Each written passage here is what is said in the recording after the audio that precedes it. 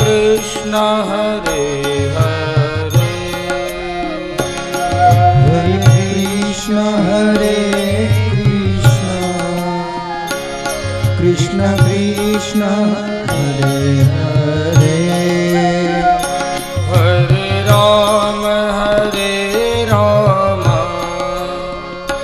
राम राम हरे हरे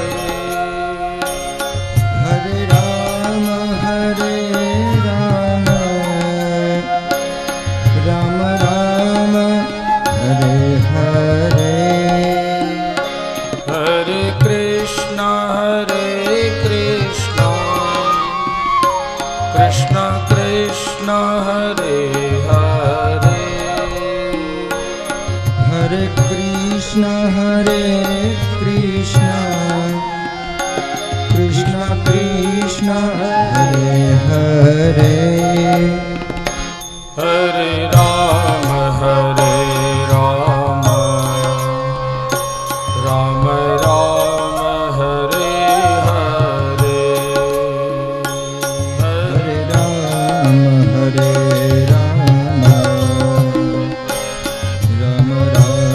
हरे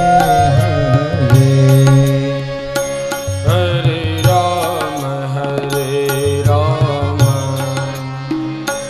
राम राम हरे हरे हरे राम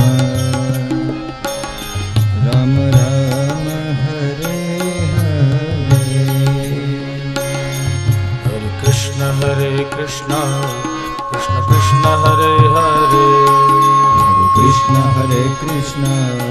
कृष्ण कृष्ण हरे हरे हरे कृष्ण कृष्ण कृष्ण हरे हरे कृष्ण कृष्ण कृष्ण हरे हरे हरे कृष्ण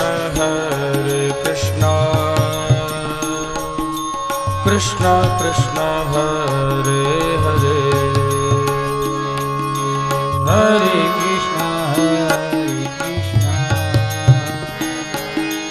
कृष्ण कृष्ण हरे हरे हरे राम राम राम हरे हरे हरे राम राम हरे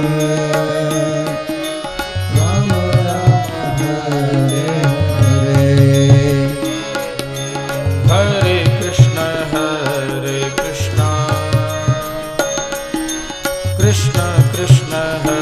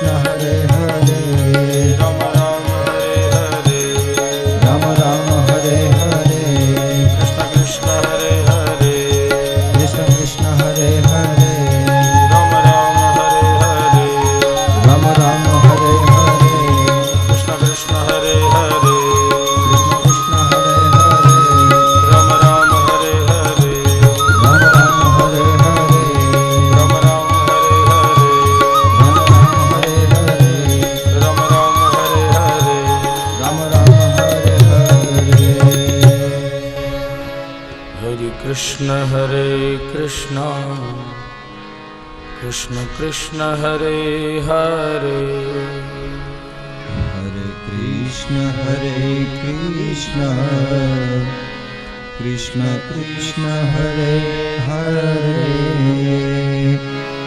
कस्तूरी तिलकं ललाटपटले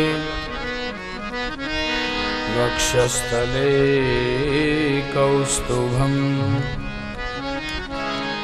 नासाग्रे वरमौक्तिकं करतले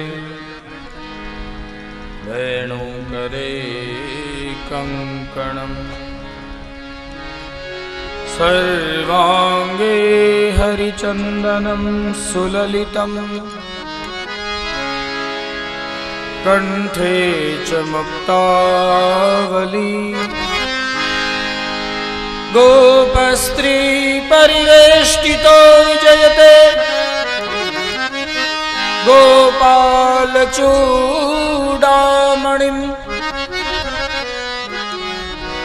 अस्ति स्वस्तरुणीकराग्रविगलत्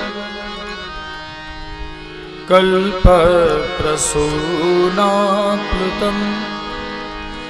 वस्तु प्रस्तुतवेणुनादलहरि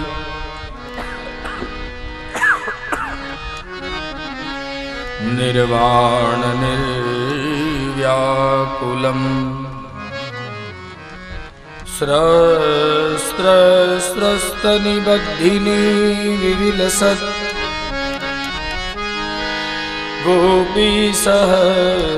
गोपीसहस्रावृतम् हस्तन्यस्तनतापवर्गमखिलो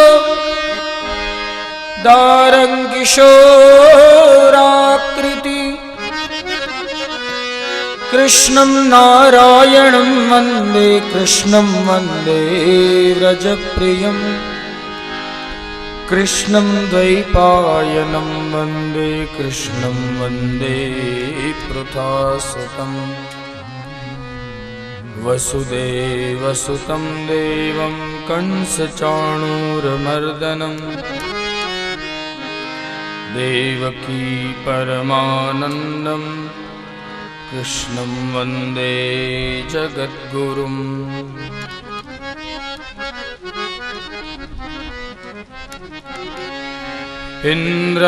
इन्द्रहस्तदात्मनः पूजां विज्ञाय विहता नृप गोपेभ्यः कृष्णनाथेभ्यो नन्दादिभ्यः शुकोपसः विशुद्धसत्त्वं तव धाम शान्तम्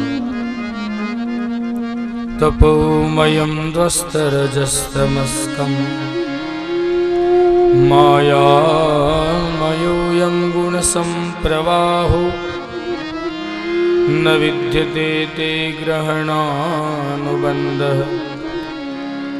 श्री गोवर्धननाथ की जय श्री गिरिराजधरण की जय श्री बालकृष्ण लाल की जय श्री द्वारिकाधीश की जय श्री कुलदेवी मात की जय श्री भागवत भगवान की जय श्री पितृनारायण देव की जय श्री रामचंद्र भगवान की जय श्री गोपीनाथ जी महाराज की जय सद्गुरु देव की जय। ओ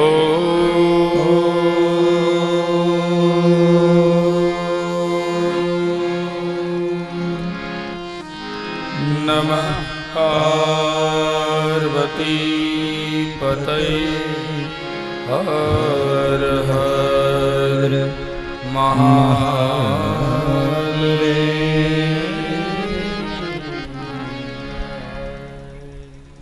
आओ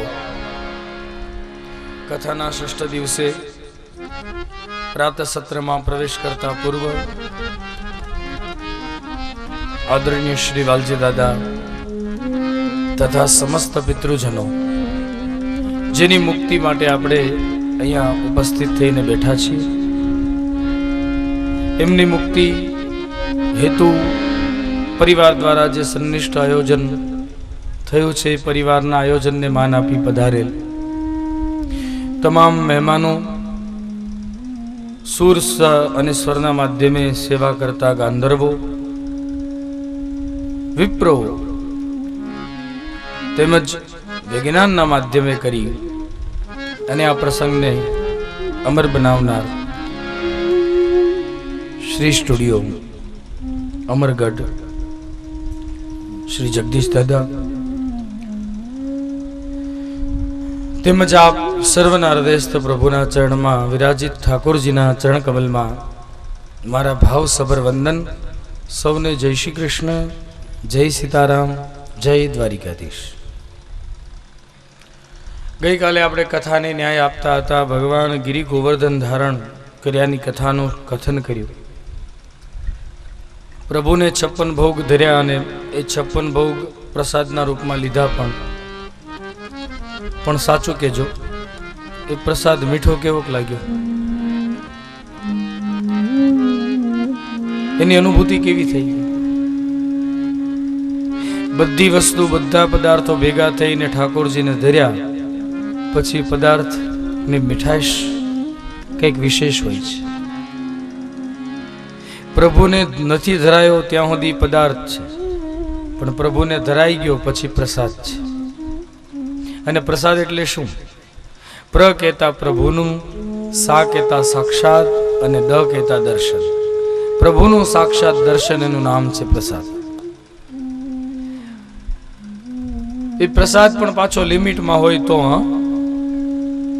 એક પડીઓ ભરીને લઈએ તો ચાલે, પણ પછી એક પડીઓ લઈને હોદરી વળે નહીં, વળી પાછા બીજા 3 ઠપકારી જઈએ તો એને પ્રસાદ ન કહેવાય, એને ભોજન કહેવાય. મહાપુરુષોને કોઈ પૂછે કે પ્રસાદનું માત્રા કેટલી, તો કીધું કે તુલસી પત્ર પર જેટલો સ્થિર રહે એટલો પણ જો મળે તો એને પ્રસાદ કહેવાય. અને પ્રસાદ એ પાછો જેના ભાગ્યમાં હોય ને એને મળે, બાકી નથી મળતો. એક ભાઈ સત્યનારાયણ ભગવાનની કથામાં ગયો. હવે કોઈ દી ગયેલો નહીં, પણ પહેલી વાર જઈ ચડાયું તેનાથી અને બેઠો. એટલે પ્રસાદ હાથમાં આવ્યો, એટલે પ્રસાદ ચાખ્યો તો મીઠું બહુ લાગ્યું. એને થયું કે લઈને બીજી વાર લઈ લો, થોડુંક વધારે ભાવે. તો એ પ્રસાદના બધી કતાર હતી, કતારમાં ભાઈ ઉભા રહી ગયા. પેલો હાથમાં જે પ્રસાદ હતો એ પ્રસાદને ડાબા હાથમાં મૂકીને પાછળ સંતાડી દીધો, એટલે ખબર ન પડે ને પ્રસાદ મળ્યો કે નહીં. જમણો હાથ આગળ ધર્યો. પણ થયું એવું કે અહીંયા પ્રસાદ પહોંચ્યો ત્યાં પ્રસાદ ખૂટી ગયો અને પેલો પ્રસાદ કૂતરું ખાઈ ગયું. ભાગ્યમાં હોય એને પ્રસાદ મળે છે, બાકી વંચિત રહેવાય છે. પ્રસાદે સર્વ દુઃખાનામ હાનિ રસ્યોપજાયતે. પ્રસાદથી સર્વ દુઃખો અને હાનિ એ જાય છે. શુભ ફળ, શુદ્ધતા અને સ્વાસ્થ્ય, 3 વસ્તુ પ્રસાદના માધ્યમે મળે. ગોવર્ધનનાથજીની પૂજા કરી, 56 ભોગના દર્શન કર્યા. આ 56 ભોગનું મહત્વ શું? એવું કહેવાય છે કે પ્રભુને નવા વર્ષના આરંભમાં આપણા ઘેરે જે કંઈ નવી વાનગી બનાવી અને પ્રભુને ધરવી. એ નવી વાનગી ધરી એટલે આપણા ઘરમાં એવી નવી વાનગી આખું વર્ષ બન્યા કરે.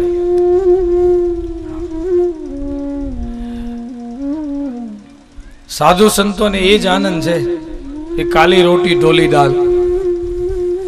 એટલે આપણે એમ થાય કાલી રોટી ઢોલી દાલ સમજાય નહીં, પણ સમજાય એને સમજાય. કાળી રોટલી એટલે માલપુઆ અને ધોળી દાલ એટલે દૂધપાક. સંતોને કે એક બાપજી શું જમશો? તો કે કાલી રોટલી ઢોળી દાળ. એમાં આપણે ધંધે લાગી જઈએ. અને એમાંય તે સંતો બહુ સરસ વાત. ગઈકાલે આપણા ધારાસભ્ય કનોભાઈ બારી આવ્યા હતા, એને બહુ સરસ વાત કીધી કે એક તો એક વાર ભાગવતનું પ્રવચન ચાલતું હોય ને પછી એમાં હું બોલું એટલે એમ થાય કે દૂધમાં કાંકરા પડ્યા હોય એવું. પણ એ દૂધના કાંકરા એટલે હું ખબર છે? કનુભાઈ એક ટકોર કરતા ગયા આપણને. દૂધમાં કયા કાંકરા પડે? ચારોલીના કાંકરા. અને ચારોલીના કાંકરા જેમ તમે દૂધ પાકની હારે ચાવો ને એમ વધારે મીઠા લાગે. કેમ કે ધારાસભ્ય શ્રી છે ને એને પોતાની પ્રજાનું હિત વાલું હોય એટલે રાજા પ્રજાના હિત ને કલ્યાણ માટે પ્રયત્નશીલ હોય છે, સંનિષ્ઠ હોય છે. ભગવાને ગોવર્ધન ધારણ કરી ઇન્દ્રના અભિમાનને દૂર કર્યું છે. ઇન્દ્રને હવે પોતાની ભૂલ સમજાઈ. એકાંતમાં આવી પ્રભુની સ્તુતિ કરવાની ઈચ્છા કરી. સુરભી નામની કામધેનુ મૈયાને લઈ અને એકાંતમાં આવી કામધેનુના દૂધથી પ્રભુનો અભિષેક ઇન્દ્રએ કર્યો છે. એકાંતમાં પ્રભુની સ્તુતિ કરી. વિશુદ્ધ સત્વમ તવ ધામ શાંતમ તપોમયમ સ્તરજસ્તમસ્કમ માયામયોયમ ગુણસંપ્રવાહો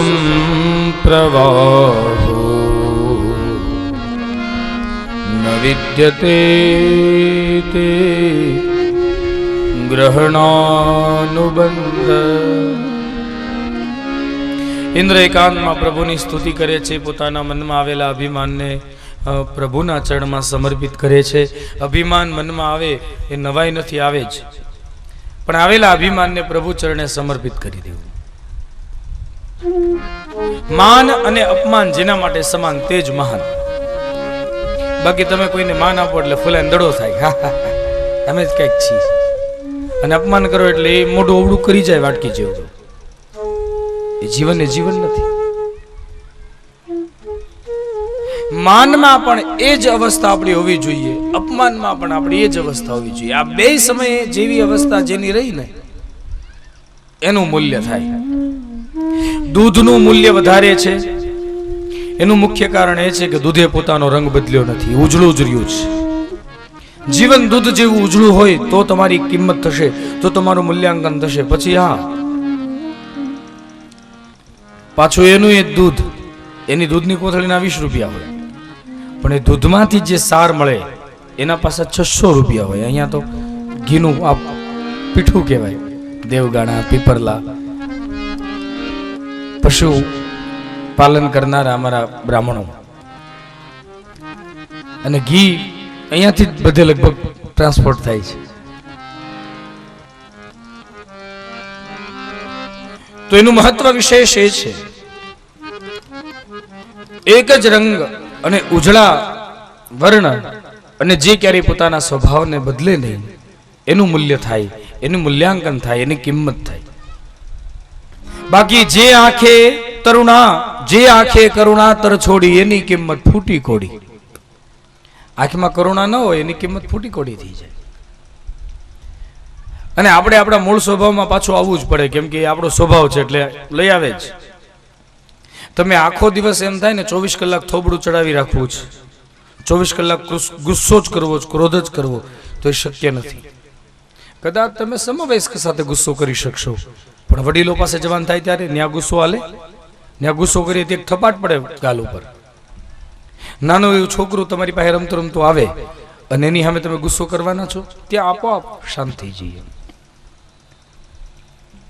ઇન્દ્રના મનમાં આવેલા અભિમાને કરી ઇન્દ્રએ પ્રભુ શરણ લીધું છે. પ્રભુ શરણે કરી ઇન્દ્રએ પ્રભુના ચરણમાં સ્તુતિ કરી અને પ્રભુને વિનવ્યા છે. ઇન્દ્રના અભિમાનને દૂર કર્યા પછી વરુણના અભિમાનને દૂર કરવાની કથા શ્રીમદ ભાગવતમાં આલેખી છે. કહ્યું છે, સમય ગયો, એક દિવસની વાત છે. એકાદશીનું પવિત્ર વ્રત નંદ બાબાએ કર્યું છે. આ એકાદશીનું વ્રત કરવું બહુ જરૂરી છે.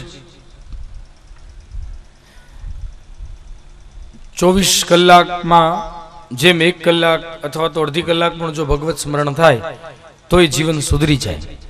આવો એક નિયમ છે. તો તિથિઓ, તિથિમાં શુક્લ પક્ષની તિથિઓ, કૃષ્ણ પક્ષની તિથિઓ, એમાં બે પક્ષમાં 2 11 આવે, વધારે નહીં, 2 જ એકાદશી આવે. દરરોજ ખાધા કરીએ તો કોઈક દિવસ ભૂખ્યા રહેતા શીખવું. હા, અને 11 ની વ્યાખ્યા આપણે બદલી નાખી બહુ. 11 હકીકતમાં નિયમ કેવો છે? એકાદશ્યામ નિરાહાર, એકાદશીને દિવસે નિરાહાર રહેવું, જલ પાન કરી અને વ્રત કરવું. પછી જલપાન ન થઈ શકે તો ફલાહાર, ફલાહાર એટલે ફળને આહારના રૂપમાં બનાવી અને ફળનું સેવન કરવું. પણ ફલાહારનું અપભ્રંશ થતા થતા ફરાળ થઈ ગયું, ફલાહારમાંથી ફરાળ થઈ ગયું. અને અત્યારે ફરાળ કોઈ ક્યાં કરે છે? ફરાળ કોઈ કરતા જ નથી, ધરાળ થાય છે. 11 આવવાની એટલે સાસુ એની વહુને કે વહુ બેટા 11 હવે નજીક છે, હમણાં 2 દીમાં આવશે. એટલે કે હા બા શું કરશું? તો કે બીજું કાંઈ નહીં, 2 કિલો બટેટાની સૂકી ભાજી કરજો અને 1 કિલો રાજગરાનો શીરો કરી નાખજો. ફરાળી ભૂંગળા તો પડ્યા છે એને તળજો, થોડીક સાબુદાણાની પતરી તળી નાખજો. આડે દિવસે ન હોય એટલું મેનુ 11 દિવસે હોય. લ્યો,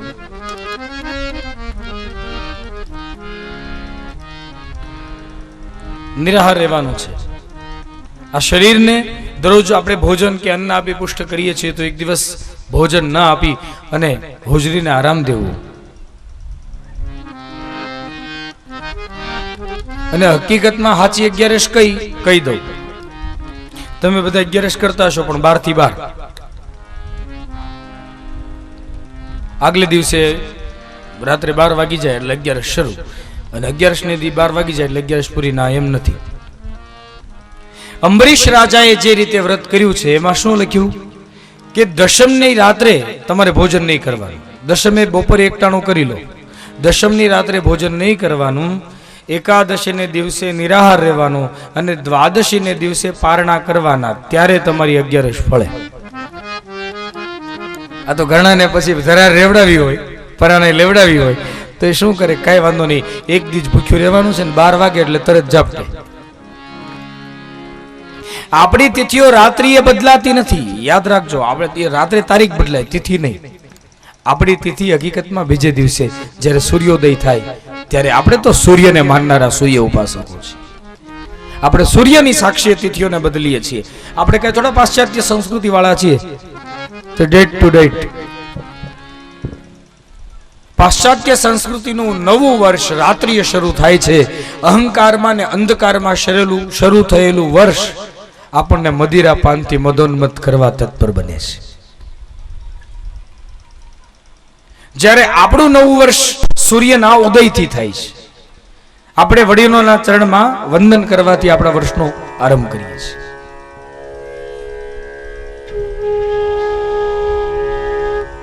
પાશ્ચાત્ય સંસ્કૃતિની પ્રથા જુદી, પ્રણાલી જુદી, સિસ્ટમો જુદી. આપણે ત્યાં જન્મદિવસ હોય ત્યારે ભગવાનના મંદિરે જઈને દીવો પ્રગટાવીએ, વડીલોના ચરણમાં વંદન કરીએ, એ આપણું જન્મદિવસની ઉજવણી છે. ત્યારે પાશ્ચાત્ય સંસ્કૃતિમાં દીવો પ્રગટાવવાની વાત તો દૂર, મીણબત્તી ઓલવાની વાત આવે. મીણબત્તી ઓલવી નાખો, જીવન ભલે ઓલવાઈ જાય, જે થવું એ થાય. એક વસ્તુ યાદ રાખવા જેવી છે, આ જગતમાં કદાચ સંસ્કાર, કપડા ફાટ્યા હશે ને તો ચાલશે. કપડા ફાટ્યા હોય તો એ પાછી ફેશનમાં ગણાઈ જાય. કપડા ફાટ્યા હશે એ ચાલશે, પણ સંસ્કાર ફાટવા ન જોઈએ.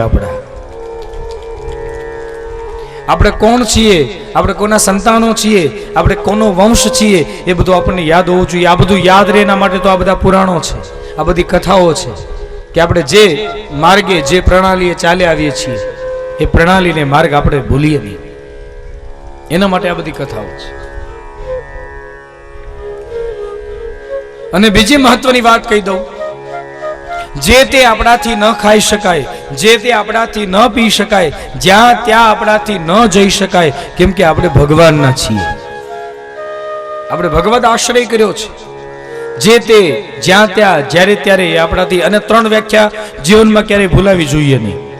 એ 3 વ્યાખ્યા કઈ? પૂજ્ય પાંડુરંગ શાસ્ત્રીજી એ 3 વ્યાખ્યા કે. પહેલી ચાલશે, બીજી ફાવશે અને ત્રીજી ગમશે. આ 3 વ્યાખ્યા જીવનમાં યાદ આવી ગઈ. ગમે ત્યાં હશો ક્યાંય દુઃખી નહીં થાવ.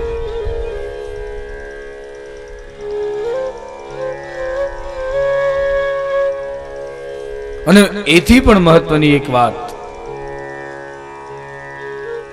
કે પાશ્ચાત્ય સંસ્કૃતિના આવરણમાં કે વરણમાં રહીએ બરાબર છે. મને એક વાત કહો, એના નવા વર્ષની ઉજવણી આપણે કરીએ છીએ, આપણે 31 ઉજવીએ છીએ, આપણું છે નહીં તોય એને કોઈ દી 72 વર્ષ ઉજવ્યું? એ લોકોએ કીધું 72 વર્ષ છે, આજે તો નવા વસ્ત્ર પહેરીને વડીલોને પગે લાગવું છે. નહીં.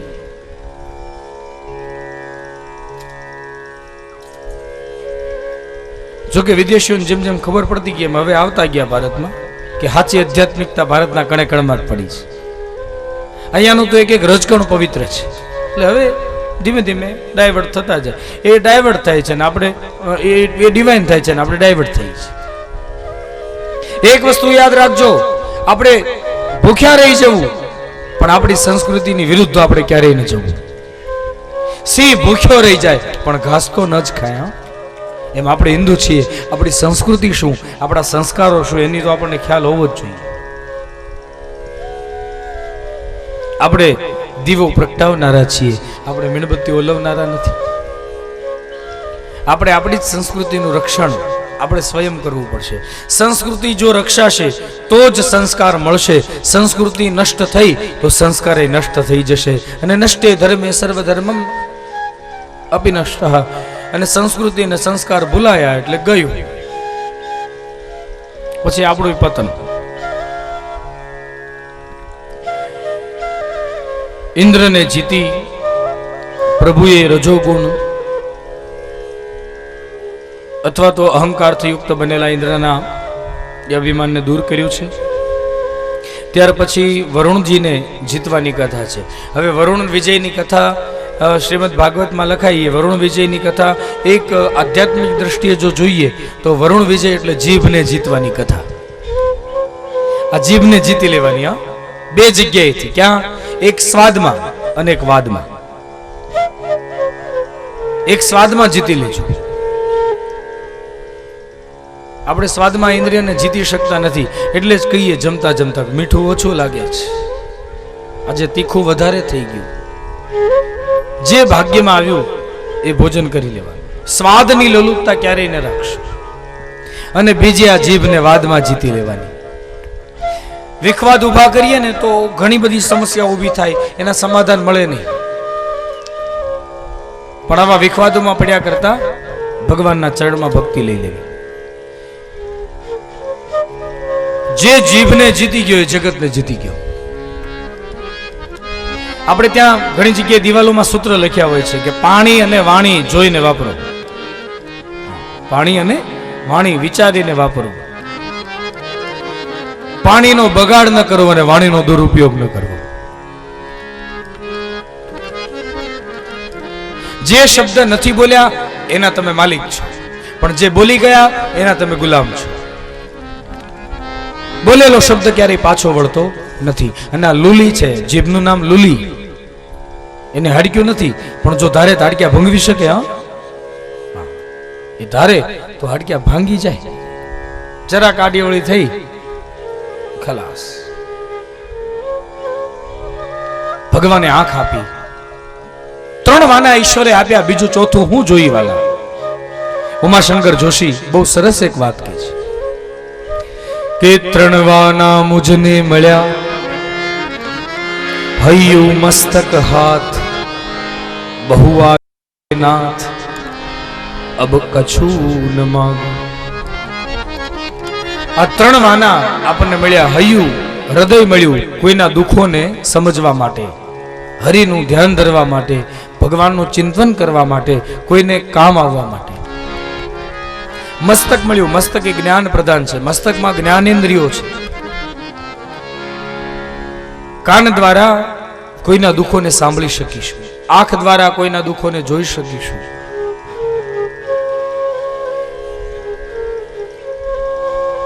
મુખ દ્વારા કોઈને આશ્વાસન આપી શકીશું.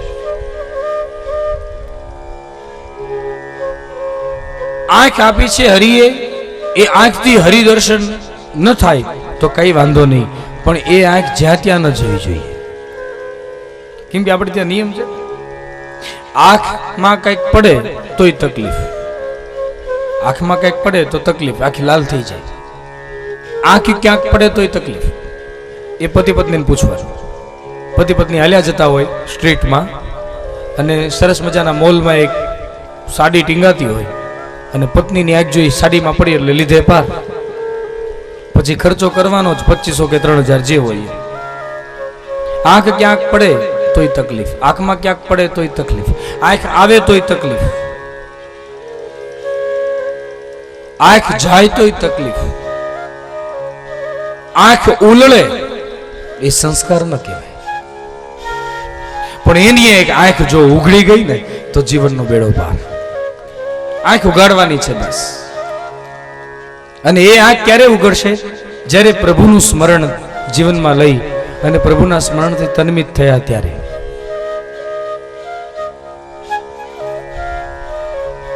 વરુણના દૂતો નંદ બાબાને ઉઠાવીને લઈ ગયા છે.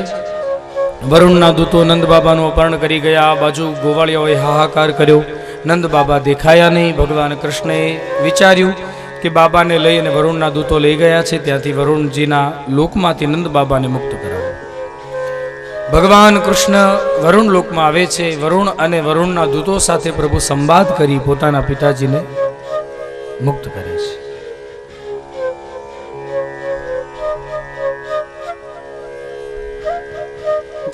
વરુણના દૂતો પાસે જઈ અને ભગવાને વરુણ પર વિજય પ્રાપ્ત કર્યો છે. નંદ બાબાને મુક્ત કર્યા છે. નંદ બાબાએ કૃષ્ણના પ્રભાવની વાતચીત ગોવાળિયાઓને કરી. ગોવાળિયાએ ભગવાન કૃષ્ણના એ પ્રભાવની વાતચીતનો સ્વીકાર કરી હૃદયથી આનંદ ગમ્ય આનંદને પ્રાપ્ત કર્યો છે. સમય વ્યતીત થયો. એક દિવસની વાત છે. થોડો વાદ વિવાદ થયો. ગોવાળિયાઓ પરસ્પર એકબીજાને કહેવા લાગ્યા. નંદ બાબાને યશોદાને બેયને બોલાવ્યા. નંદ બાબાની અને યશોદાને બોલાવીને કીધું કે બાબા જે બોલો એ સાચું બોલજો, હા, અને ખોટું ન કહેશો. એક વાત પૂછવી છે તમને, એ વાતનો જવાબ આપજો. આ કનૈયો સાચું તમારો જ દીકરો છે? તો નંદ બાબાએ કીધું કે હા, પંચ બોલે પરમેશ્વર, કનૈયો મારો જ દીકરો છે, એમાં શું વિચારવાનું? તો બાબા એક વસ્તુ સમજાતી નથી. આ તમે ગોરા, યશોદાજી ગોરા, પણ કનૈયો કાળો કેમ? એ સમજાવો. એટલે આ વાત ગોવાળિયાએ કૃષ્ણને જઈને કીધી. કનૈયા નંદ બાબાની યશોદાને બધા હેરાન કરે છે. એને કહે છે કે બાબા તમે ગોરા, યશોદાજી ગોરા, તો કનૈયો કાળો કેમ? તે કનૈયો કે કાળો છવ તે હું છવ, એમાં માતા પિતાને શું હેરાન કરવાના? મને સીધું પૂછો ને આવીને કઈ. અને કૃષ્ણ પાસે ગયા. કૃષ્ણને કીધું કે તું બતાવ, તું કાળો કેમ? ભગવાન કે સાંભળો, અંધારી મેઘલી રાતે મારો જન્મ, માં સૂઈ ગઈ હતી અને હું જાગતો હતો. અંધારાની સાથે મારે યુદ્ધ થયું અને યુદ્ધમાં અંધારું મને જીતી ગયું અને મને વળગી ગયું, તેથી હું કાળો. કોઈ સંતે કીધું કે ના, એટલે નહીં. ભક્તના હૃદયમાં ભક્તિ ન હોય અને કોઈના પ્રત્યેની ઈર્ષાની જે કાળાશ હોય, આ કાળાશનો રંગ પ્રભુએ પોતે ખેંચી લીધો છે, માટે પ્રભુનો રંગ કાળો છે. તો કોઈ કહે છે ના એવું નથી, તો બીજા રંગ હોય ને એમાં કદાચ બીજો રંગ ભળી શકે. સફેદ રંગ હોય, એ સફેદ રંગને કોઈ પણ રંગ ભેળવી શકાય. લાલ રંગ હોય, લાલમાં તમે પીળો ભેળવો એટલે કેસરી થઈ જાય. પીળામાં તમે લીલો ભેળવો એટલે ભૂરો થઈ જાય. લાલ, પીળો ને વાદળી મુખ્ય રંગ ગણાય, બાકી બીજા બધા મેળવણીથી થાય. પણ ભગવાને પહેલેથી જ કાળો રંગ લઈ લીધો એટલે બીજા એમાં કોઈ રંગ ભળે નહીં. ગોવાળિયાને સૌની વચ્ચે આ સંવાદ થયો અને એવી જ વાત રાધાજીએ પણ કૃષ્ણને કીધી કે કૃષ્ણ, આ હું ગોરી ને તું કાળો કેમ? તુંય ગોરો થયો તો આપણી બેયની જોડી કેવી જામતે? ભગવાને કીધું કે હું કાળો થયું છું ને એટલે જ તારા બધા ભાવ પૂછે છે, બાકી હું ગોરો થયો જ ને તો તારો કોઈ ભાવ ન પૂછે. અને આપણે ત્યાં કહેવત છે કે ગોરા બદન પર તલજો કાળો હોય તો બેજોડ છે. ગોરા બદન પર તલજો કાળો હોય તો એ બેજોડ છે. કાળા બદન પર તલજો ગોરો હોય તો એ કોઢ છે. ગોરી પત્ની અને કાળો પુરુષ, ગોરી પત્ની અને કાળો પુરુષ એ તો રાધા અને કૃષ્ણની જોડ છે. ગોરી પત્ની અને કાળો પુરુષ એ તો રાધા અને કૃષ્ણની જોડ છે. પણ કાળી પત્ની અને ગોરો પુરુષ એ તો રોજની માથા ફોડ છે.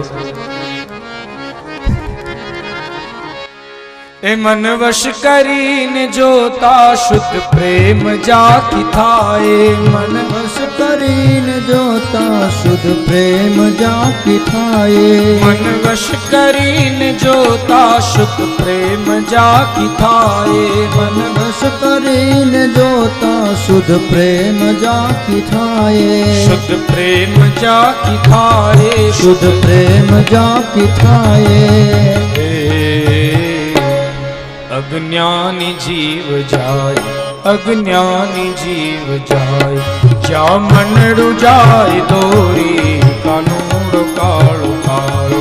રાધા છે ગોરી ગોરી છે એક નવલ કિશોર, છે એક નવલ કિશોરી કાનોર કાળો કાળો.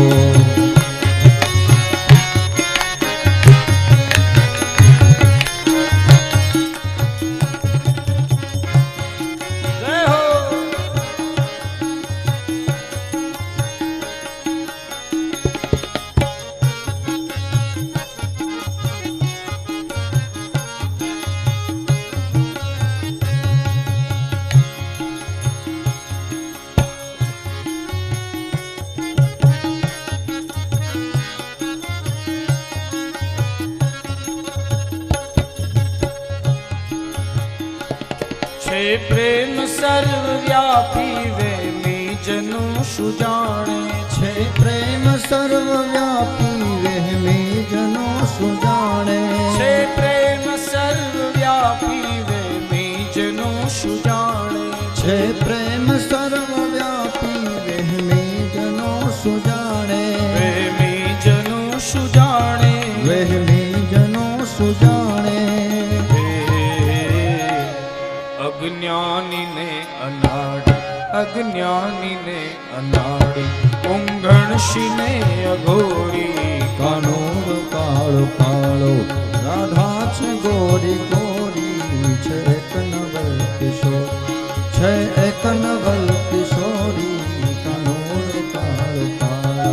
પ્રેમ ત્યાં પ્રેમ નહીં, વિશ્વાસ ત્યાં પ્રેમ.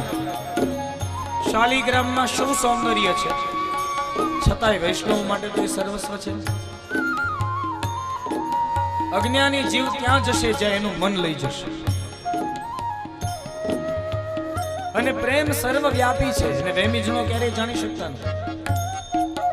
એક પુત્રનો એના પિતા પ્રત્યેનો પ્રેમ, એક માતાનો એના દીકરા પ્રત્યેનો પ્રેમ, એક ગુરુનો એના શિષ્ય પ્રત્યેનો પ્રેમ, એક બહેનનો એના ભાઈ પ્રત્યેનો પ્રેમ. પ્રેમ કોઈ બંધનનું કારણ નથી, પ્રેમ તો મુક્તિ આપે. પ્રેમ અને મોહના પૂજ્ય કૃષ્ણશંકર શાસ્ત્રીજી, પૂજ્ય દાદાજીએ 32 ભેદ બતાવ્યા.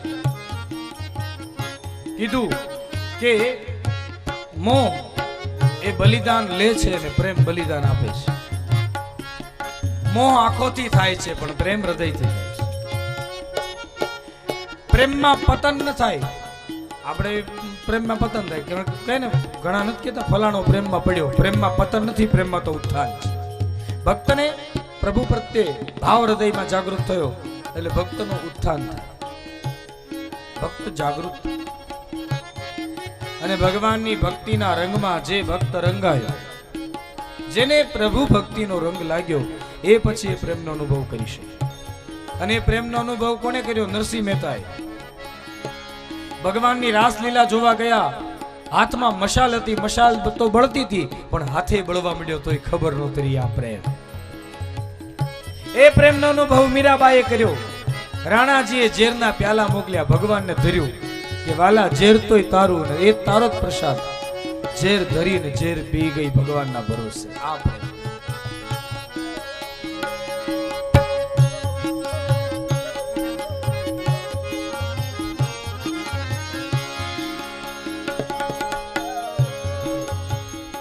એ ઘાયલ નિગતિ ઘાયલ જે હોય તે જ જાણે.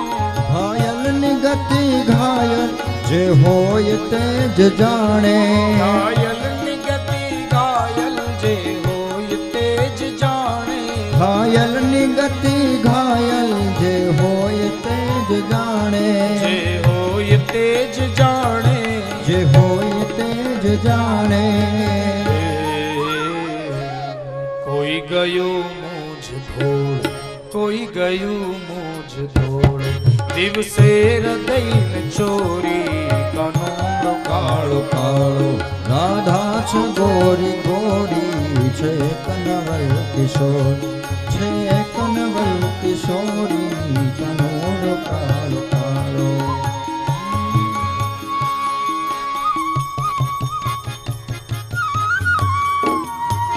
જય.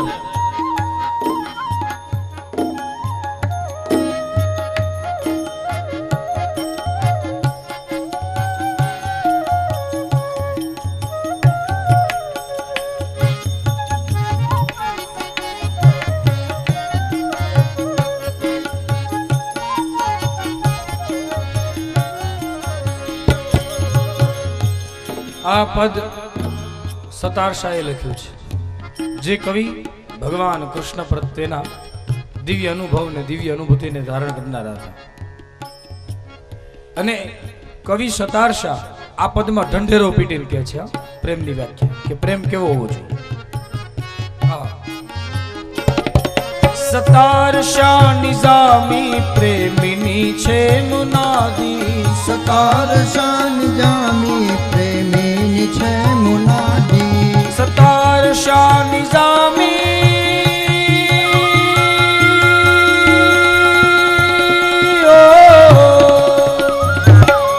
સતારશા નિઝામી પ્રેમિની છે મુનાદી. સતારશા નિજામી પ્રેમીની છે મુનાદી. પ્રેમિની છે મુનાદી. પ્રેમીની છે મુનાદી. પ્રીતિ કરો તો એવી કેવી, એ પ્રીતિ કરો તો એવી જેમ ચંદ્ર ને ચકોરી કાનૂનો કાળો કાળો રાધા છે ગોરી ગોરી છે કનવલ કિશોર છે કનવલ કિશોરી કનોર કાળો કાળો રાધા છે ગોરી ગોરી કનોર કાળો કાળો. ગોપીપતિ ગોલોકપતિ રાધા છે ગોપ ગોકુલાનંદ રાધા છે ગોરી જીવન જશોદાનંદનો રાધા છે ગોરી બજે મૂળચંદ. રાધા છે ગોરી ગોરી કનોર કાળો કાળો રાધા છે ગોરી ગોરી કનોર કાળો કાળો. રાધા અને કૃષ્ણના દિવ્ય અને લૌકિક શૃંગારનું દર્શન કવિ સતારશાહે કરાવ્યું છે. ભગવાનના લીલા પ્રભાવ ઐશ્વર્ય એના મહિમાનું પ્રતિપાદન કર્યું છે. હવે અહીંયાથી રાસ પંચાધ્યાયી પ્રકરણનો શરૂઆત થાય છે. કહેવાય છે શ્રીમદ ભાગવત એ ભગવાન કૃષ્ણનું મંદિર છે. એ મંદિરમાં રાસ પંચાધ્યાયી શિખર છે અને શિખરમાં 29 થી માંડી અને 33 સુધીના 5 અધ્યાયોને રાસ પંચાધ્યાયી કીધી છે. 29, 30 એ બંને શિખર, 31મો અધ્યાય એ શિખર ઉપરની ધજા ગોપી ગીત એ ધજા છે. 32 અને 33 એ શિખરના દંડના પ્રતીકના રૂપમાં છે. ધજા જે દંડને ધજા પકડી રાખે. અને કહેવાય છે ને કે ભગવાનનું મંદિર આમ દૂર હોય અને જો સમય ન હોય ને જવું હોય અને મંદિરે દર્શન કરવા ન જઈ શકીએ અને પછી ધજાના દર્શન કરીએ તોય દેવના દર્શન કર્યા જેટલું પુણ્ય મળે. એમાં ભાગવતજીનું દર્શન જો થઈ શક્યું હોય કે ન થઈ શક્યું હોય, પણ જે ગોપી ગીતના દર્શન કરે એને આખા એ ભાગવતજીના દર્શનનું ફળ મળે છે. વેણુ ગીતમાં ગોપીઓએ વેણુનાદ સાંભળી અને જે અનુભૂતિ કરી હતી એ અનુભૂતિનું કથન વેણુ ગીત છે. અને ગોપી ગીત એટલે ભગવાનના વિરહમાં જે ગોપીઓની દશા થઈ અને વિરહાવસ્થામાં ગોપીઓએ પોતાના હૃદયના ભાવને ઠાલવીને રજૂ કરી દીધો, આ છે ગોપી ગીત. શુકાચાર્ય મહારાજ રાજન પરીક્ષિતને હવે ભગવાનના રાસ પંચાધ્યાયીનું કથન કરે છે. જો કે રાસ પંચાધ્યાયીનું કથન, રાસ લીલાનું વર્ણન અનેક પુરાણોમાં પણ આપ્યું છે. દેવી ભાગવતમાં પણ ઉલ્લેખ છે, ગર્ગ સંહિતામાં પણ છે, હરિવંશમાં પણ ઉલ્લેખ છે. ક્યાંક રાસનું મંડળ એવું બતાવ્યું છે કે જ્યાં ફરતે સોનાના કળશો ધર્યા છે, આસોપાલવ આંબા આદિકના તોરણો બાંધ્યા છે, દિવ્ય ભૂમિકા તૈયાર થઈ છે અને એ ભૂમિકા ના રૂપમાં ભગવાન કરોડો ગોપીઓ સંગે રાસ રચાવે છે. ત્યાં એ સમયે ભગવાનની વિશિષ્ટ મહત્વતાનું પ્રતિપાદન અન્યોન્ય શાસ્ત્રમાં કર્યું છે. પણ શ્રીમદ ભાગવતમાં પણ એ રાસની અનુભૂતિ કઈક જુદી છે. અને આધ્યાત્મિક દ્રષ્ટિએ જો જોવા જઈએ ને તો રાસ એ શું? નરસિંહ મહેતાએ એક જ વાત, જે ભગવાનની રાસલીલાનો અનુભવ કર્યો પછી એક જ વાત લખી, ચિત્ત ચૈતન્ય વિલાસ તદ્રૂપ છે, બ્રહ્મ લટકા કરે બ્રહ્મ સામે. આ બ્રહ્મ જ લટકા કરે છે અને બ્રહ્મની સામે જ કરે છે. આપણે ને આપણે હોઈએ, આપણે પોતે જ્યારે રૂમમાં એકલા હોઈએ ત્યારે આભલાની સામે આપણે રમીએ તો આપણને કઈ નવીન લાગે, નવાઈ લાગે? કેમ કે આપણે જ છીએ, સામે આપણે જ છીએ. તો બ્રહ્મનું પણ એવું જ છે, બ્રહ્મ પોતાના જ અંશો સાથે રમે છે. એટલા માટે તો કીધું કે હર વ્યક્તિ હરિનું હસ્તાક્ષર છે. આપણે બધાય ભગવાનની સહી છીએ, હસ્તાક્ષર છીએ.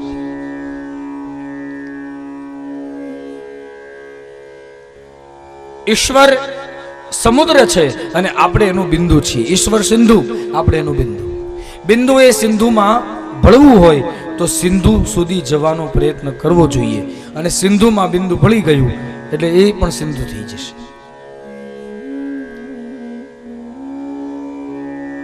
રાસલીલા એ ગોપીઓના હૃદયના ભાવને શુદ્ધ કરવા માટે પ્રભુએ આચરેલી દિવ્ય લીલા છે.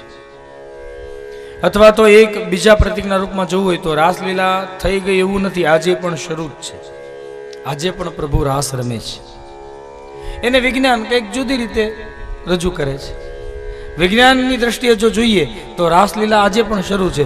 સૂર્યનારાયણ સ્વરૂપે ભગવાન શ્રી કૃષ્ણ અને ફરતા નવે ગ્રહો જે પરિક્રમા કરે છે એ આજની પણ રાસલીલા છે. અથવા બીજી એક દ્રષ્ટિકોણથી જો દ્રષ્ટિ કરીએ તો અહીંયા જે પ્રભુ સાથે રાસ રમવા આવ્યા છે એમાં દેવ રૂપા, ઋષિ રૂપા, શાસ્ત્ર રૂપા, શ્રુતિ રૂપા, સ્મૃતિ રૂપા એ બધી ગોપીઓ. અને આપણે પહેલા પણ વાત કરી કે અહીંયા કોઈ સ્ત્રીત્વની વાત કરવામાં આવી નથી. ભગવાનની પાસે સ્ત્રીઓ જ રમી ના, ગોપી ભાવને લઈને આવેલો તમામ જીવ એ ભગવાનની ગોપી છે અને સૌ રમ્યા છે. ચિત્ત ચૈતન્યનો વિલાસ એ તદરૂપ, પોતાના જેવું જ રૂપ, તદરૂપને ધારણ કરનાર અને બ્રહ્મ જ લટકા કરી રહ્યો છે બ્રહ્મની સામે. બીજી એક રીતે જો જોઈએ તો આધ્યાત્મિક દ્રષ્ટિએ જો આ વાતને લડાવીએ તો હૃદય એ જ વૃંદાવન છે. આપણું હૃદય એ જ વૃંદાવન છે. આપણી વૃત્તિઓ, આપણા વિચારો, આપણી સ્મૃતિઓ એ જ ગોપીઓ છે. એ વિચાર આત્મ તત્વ સાથે જોડાય અને પરમાત્માને પ્રાપ્ત કરવાની જો ઈચ્છા કરે તો આપણી વૃત્તિ રૂપ ગોપીઓ કૃષ્ણ સાથે રાસ રમશે. ત્યાં શરદ ઋતુનું વર્ણન કરવામાં આવ્યું છે. શરદ ઋતુ એટલે શ્વેત આકાશ. શ્વેત આકાશ એ બીજું કંઈ નથી, હૃદયમાં મારું તારુંનો જે ભેદ હોય એ ભેદ નીકળી જાય એટલે આકાશ શુદ્ધ છે, આકાશ સ્વચ્છ છે. આ મારું ના તારું ના ફલાણાનું, એ જાય એટલે આકાશ શુદ્ધ બને. એ આકાશ એ બીજું કઈ નહીં, આપણો હૃદય આકાશ. ત્યાં ભગવાને ચંદ્રમા સ્થાપિત કર્યા છે. ત્યાં સ્થાપિત થયેલો ચંદ્રમા એ ભગવાનનું મન છે. અને આપણે હૃદયના વૃંદાવનમાં જે કૃષ્ણ આપણી વૃત્તિઓ સાથે જે રાસ રમે છે એને પણ પોતાના મનરૂપ ચંદ્રમાને સ્થાપિત કર્યો છે.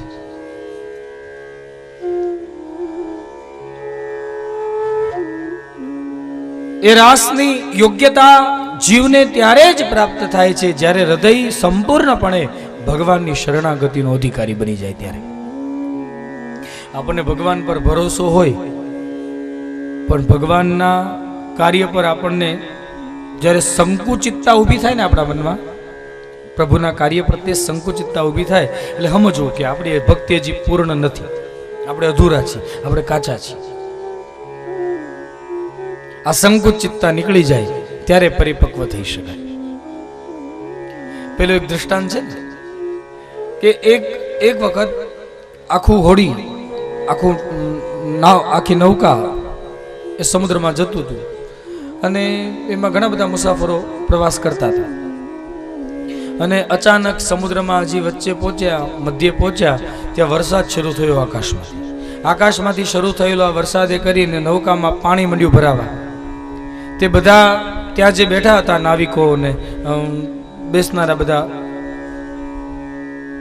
એ બધાએ નૌકામાંથી જળ ભરી ભરી અને સમુદ્રમાં ઠલવવાનું શરૂ કર્યું. ત્યાં એક મહાત્મા બેઠા હતા, એક મહાપુરુષ બેઠા હતા, એને દરિયામાં ભરી નૌકામાં ભરવાનું શરૂ કર્યું. એટલે કીધું કે મહારાજ અમે પાણી બહાર કાઢીએ છીએ, તમે અંદર ભર્યા કરો છો.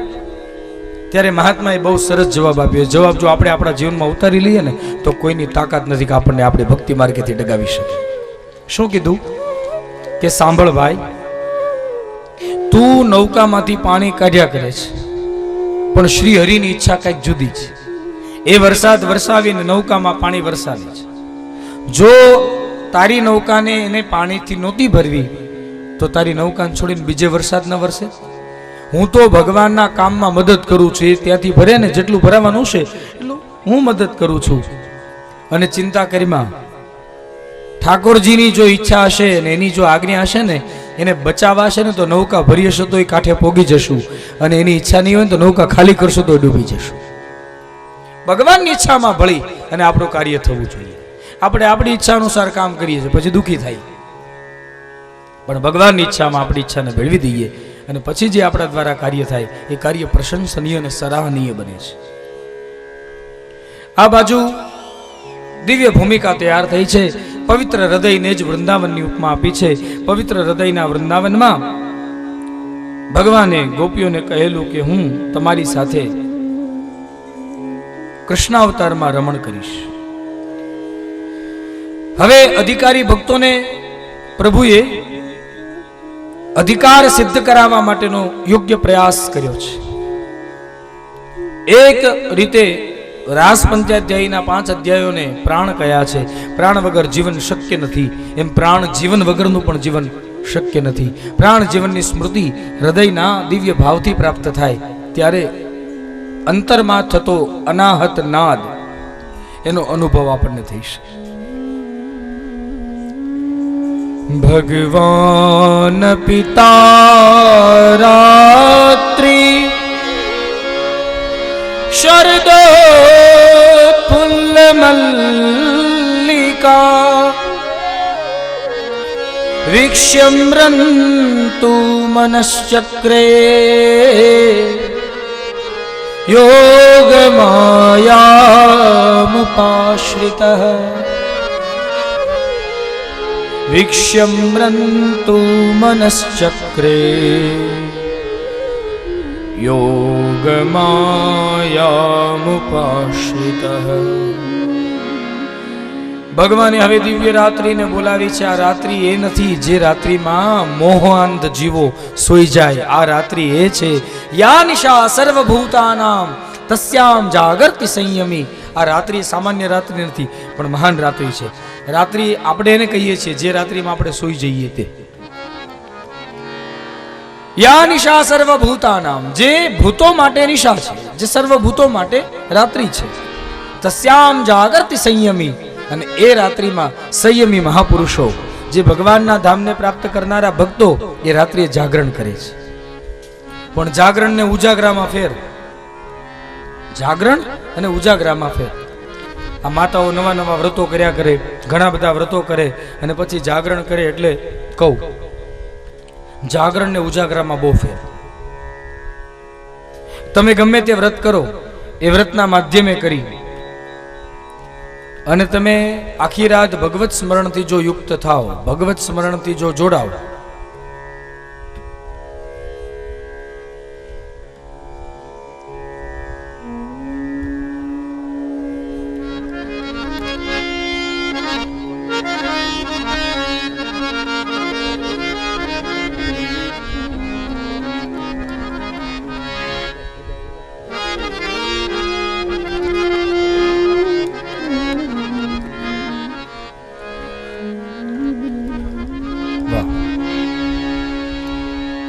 એક સૂચના છે. આજે આપણા પરમ ભાગ્ય છે કે તમારા જ કુળગુરુ એમના દીકરી જે બહેનોના વિભાગમાં ચાંદલા કરવા આવી રહ્યા છે. આપણા ગુરુના દીકરી છે, જેને જે પરિવારે આપણા પર કૃપા કરી છે, જે પરિવારે આપણને સાચા માર્ગે વાળ્યા છે, એ પરિવારને જ્યારે આપણે આ ભગવત કાર્યમાં જે એની કૃપાના આશીર્વાદને પામમાં બેઠા હોઈએ ત્યારે આપણે મનથી પ્રભુ પાસે એવી પ્રાર્થના કરી અને જે કંઈ તમારી યથાશક્તિ, એવું નથી કહેતો, પણ જે તમારી યથાશક્તિ ભાવ રજૂ કરી અને એમની આ જે આપણા પર કૃપાની વૃષ્ટિ થાય છે એ એમની આંગળી દ્વારા આપણા કપાળને શીતળ કરે છે, તો આપણે પણ આપણા ભાવથી એને શીતળ કરીશું. એ રીતે ભાવથી એમને બતાવજો.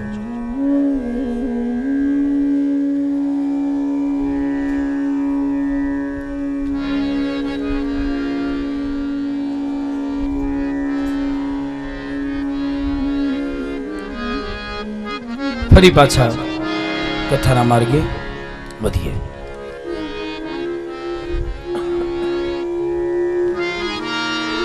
આ એ રાત્રિ નથી જે રાત્રિમાં સામાન્ય મનુષ્યો સૂઈ જાય, પણ આ એ રાત્રિ છે જે રાત્રિમાં દિવ્ય પુરુષો જાગે છે.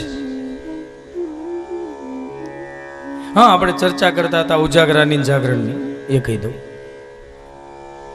ઉજાગરો એટલે શું, જાગરણ એટલે શું? રાત્રિ કાળે સતશાસ્ત્રોનું સ્મરણ કરતા, સતશાસ્ત્રોનું ચિંતન કરતા, તમે જે તમે ઈષ્ટને માનતા હો, કુળદેવીને માનતા હો, એનું સ્મરણ કરતા કરતા આખી રાત્રિ વીતી જાય ને તમને ખબર ન પડે, એનું નામ જાગરણ. પણ પછી રાત જાતી ન હોય ને પત્તાનો આધાર લેવો પડે, ટીવીમાં પિક્ચરોનો આધાર લેવો પડે, સીડી મુકાવી પડે, ડીવીડીઓ મુકાવી પડે, એને જાગરણ નો કહેવાય, એને ઉજાગરો કહેવાય. અને આવા ઉજાગરા કરવા તો હોઈ જાજો, એ વ્રતનો પ્રભાવ નથી. એવા ઉજાગરા ન કરશો, એમાં સમય બગડશે, સંપત્તિ બગડશે અને બીજેથી બગાહાય આવશે. પણ સ્મરણથી જે જાગશો તો તન્મિત થશો. અને એવું કહેવાય છે કે જે યોગી છે ને, એ યોગીને 6 કલાકની નિદ્રાની કોઈ આવશ્યકતા જ નથી. એ 40 મિનિટ ડીપ ધ્યાન ધરી લે, એ 40 મિનિટમાં એને 6 કલાકની નિદ્રાનું પૂર્ણ ફળ યોગી પ્રાપ્ત કરી લે છે. જો જાગરણ કરશો તો બીજે દી બગાહા નહીં આવે, પણ જો ઉજાગરો કરશો તો બીજે દિવસે બગાહા આવશે. તો ભગવાને આ દિવ્ય રાત્રિને બોલાવી છે, દિવ્ય રાત્રિનું આગમન કર્યું છે, આહવાન કર્યું છે. એ સમયમાં રસીલી, સટીલી, નશીલી રાત શરદ પૂર્ણિમાની દિવ્ય બની છે. શરદ પૂર્ણિમાને દિવસે ચંદ્ર પણ પૂર્ણ ખીલેલો હોય અને ચંદ્રના માધ્યમ રૂપે આપણું મન પણ પૂર્ણ ખીલેલું હોય. જ્યારે મન પૂર્ણતાથી ખીલે ને ત્યારે મનમાં કૃષ્ણની અનુભૂતિ આપણને આવશ્યક થાય. મનનો ચંદ્રમા છે. આ ચંદ્રમા દેખાતો સામાન્ય ચંદ્ર નથી, પણ ભગવાને પોતાનો મનરૂપ ચંદ્રમા અર્પણ કર્યો છે.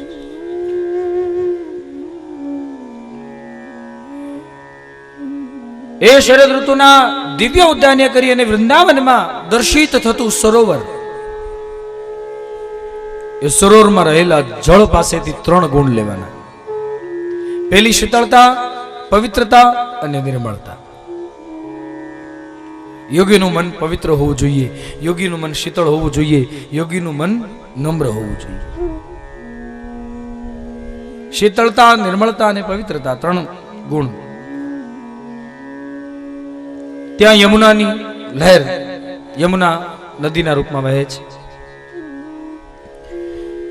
યમુના પાસેથી જ્ઞાન લેવાનું કે જીવનમાં જ્યારે કૃષ્ણ ભક્તિનો રંગ લાગી જાય ને પછી કૃષ્ણ સ્મરણ કરતા કરતા જેમ નદી પ્રવાહથી વહી જાય ને પાછું વળો ન જોવે એમ જીવનમાં પણ કૃષ્ણ ભક્તિની દિવ્ય ધારામાં વહી જવું.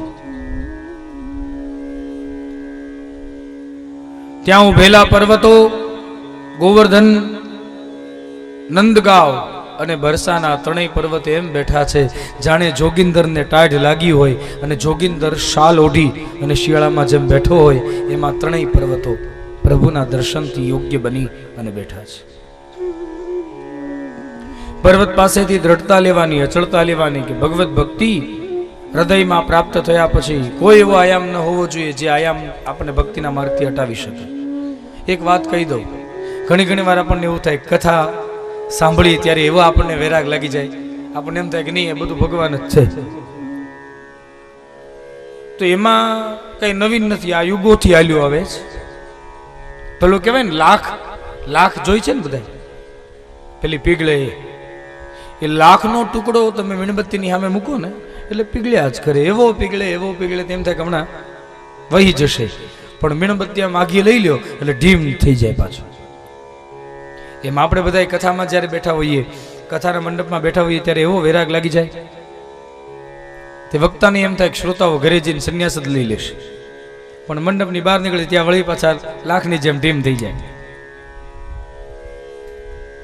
આનો આ પાવર જો ટકાવી રાખવો હોય ને, જે અનુભવ તમને શ્રીમદ ભાગવતના સપ્તાહના જ્ઞાન યજ્ઞમાં જે અનુભવ થાય અને પ્રભુ પ્રત્યેની તમારી ભક્તિ જાગૃત થાય, એ જાગૃત થયેલી ભક્તિને જો નિત્ય ને કાયમ ટકાવી રાખવી હોય ને તો નિત્ય ઓછામાં ઓછો 1 અધ્યાય વાંચજો ઘરે જે ભાગવતનો, એક જ અધ્યાય, ઓછામાં ઓછો 1 અધ્યાય વાંચજો એટલે એનો એ પાવર તમારો. કહેવાય છે ને મોબાઈલ, અત્યારે આધુનિક સમયમાં મોબાઈલ આવ્યા તો મોબાઈલમાં બેટરી ઓછી હોય ને, લો બેટરી હોય ત્યારે તમે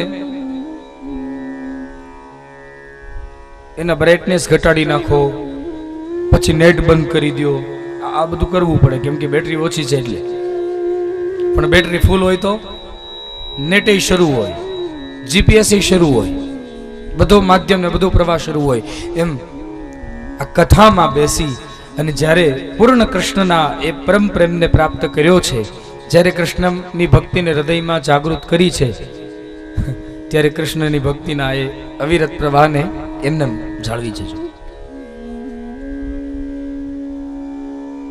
જનરેટર શરૂ કરવાનું કામ શાસ્ત્ર કરે પણ એમાં ડીઝલ ખૂટ્યું આપણે જ પૂરવું પડે. દીવો પ્રગટાવવાનું કામ આપણા સદગુરુ કરે પણ સદગુરુએ પ્રગટાવેલા દીવાને જો એમને ટકાવી રાખવો હોય તો દિવેલ એમાં ખૂટ્યું આપણે પૂરવું જ પડે. એમ કૃષ્ણની ભક્તિ જીવનમાં મળે કે લાગે પછી ધીમે ધીમે એ ભક્તિના રંગને લગાડવો પડે. બાકી થાય એવું ઘણાને કથામાં બેસે પછી ભક્તિના એવા રંગ લાગી જાય તે ઠાકોરજીની મૂર્તિ લઈ આવે, વાઘા લઈ આવે, નિવેદ લઈ આવે, પણ 15 દિવસ પૂજા કરે અને હોળમેદીથી ઠાકોરજીનો કોઈ ભાવ પૂછે નહીં. એમાંય 2 મહિના થઈ જાય એટલે ઠાકોરજીની મૂર્તિ ઉપર ઝાડા બાજી ગયા હોય અને જે કાજુ બદામના ડબલા ભર્યા હોય ડબલામાં કીડિયું થઈ ગયું.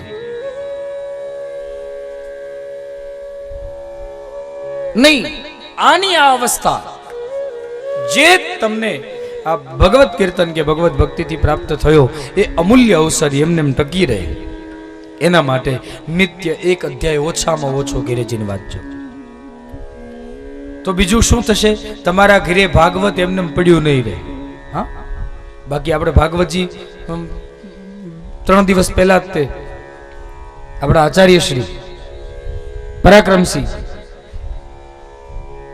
પરાક્રમસિંહજી એના પ્રવચનમાં આપણને કહેતા હતા કે ઘેરે ભાગવતજી આપણને કોઈ દાન આપ્યું હોય ને પછી આપણા માળિયામાં પડ્યું હોય એનો કાંઈ અર્થ નહીં. જો એક માજીને એના કુરાનની આટલી બધી ફિકર હોય, એમ કહી શકતા હોય કે અમારો આ પવિત્ર ગ્રંથ છે એને અમે નીચે ન મૂકી શકીએ એવી એક માજીને ખુમારી હોય તો આપણને એવી ખુમારી ન હોવી જોઈએ કે અમે અમારા સતશાસ્ત્રોને ક્યાંય ગ્રંથનાએ કોઈ આધાર વગર અમે નહીં પધરાવી, એવી ખુમારી આપણને હોવી જોઈએ. એ ખુમારી રાખજો, થોડો બહુ ઓછો પણ અભ્યાસ કરજો. અને ભગવાન બહુ દયાળુ છે, કર્યું ક્યાંય જતું નથી. હા, તમે નિત્ય એક અધ્યાય વાંચશો ને 12 મહિને તમારું આખું ભાગવતનું પારાયણ પૂરું થશે. કેમ કે 335 અધ્યાય છે ભાગવત. એ 365 દિવસમાંથી 335 દિવસ તો આપણે અનુકૂળ હોઈએ ને. 335 દિવસમાં દરરોજનો એક અધ્યાય કરો, આખા વર્ષનું એક એક ભાગવતનું તમારું પારાયણ થઈ જશે. એક કથા સાંભળો ને એટલો પાવર આવી જાય, તો નિત્ય ભાગવત વાંચો તો કેવા પાવર આવી જાય આપણામાં, વિચાર કરો. અને એ ખુમારીને એ બળને એ ભક્તિ સાથે પછી કહીએ કે અમને વિશ્વાસ છે, અમને ભરોસો છે, કેમ કે અમે અનુભવ કર્યો છે, ત્યારે કહી શકાય. પણ અનુભવ કર્યા વગર કહી શકાય ખરું? ન કહી શકાય. જીવનમાં આવા સતત શાસ્ત્રોને વાંચવાની ટેવ પાડો. એ સમયે પ્રભુએ દિવ્ય શૃંગાર કર્યો છે. દિવ્ય શૃંગારના માધ્યમે કરી અને હવે પ્રભુએ વિચાર કર્યો કે મારા અધિકારી ભક્તોને હવે હું આવાહન કરું, આવાહન કરીને બોલાવું. ભગવાન કૃષ્ણએ પોતાના અધિકારી ભક્તોનું આવાહન કરવા માટે લલિત ત્રિભંગી બન્યા. લલિત ત્રિભંગી બની કીડેથી વાકા થયા, ખભેથી ઝૂક્યા, અધર પર વેણુને પધરાવી અને વેણુને અધર પર પધરાવી અને વેણુના છિદ્રોને પૂર્યા. પ્રભુએ પોતાના પ્રાણ પૂરીને જ્યાં વેણુને વગાડી, એ સમયે કહેવાય છે કે જળ ચેતન થઈ ગયા, ચેતન જળ થઈ ગયા. ભગવાનની દિવ્ય વેણુ વાગી અને જે અસર થઈ, ભગવાનના વેણુનો નાદ કૈલાસમાં રહેલા ભગવાન શિવજીએ સાંભળ્યો. શિવજી સમાધિ મય બની અને બેઠા હતા, પણ ભગવાનનો વેણુનાદ થયો અને શિવની સમાધિ તૂટી ગઈ છે. ઋષિ મુનિઓની નારી એનું પણ ધ્યાન ભગવાનની વેણુમાં લાગ્યું છે.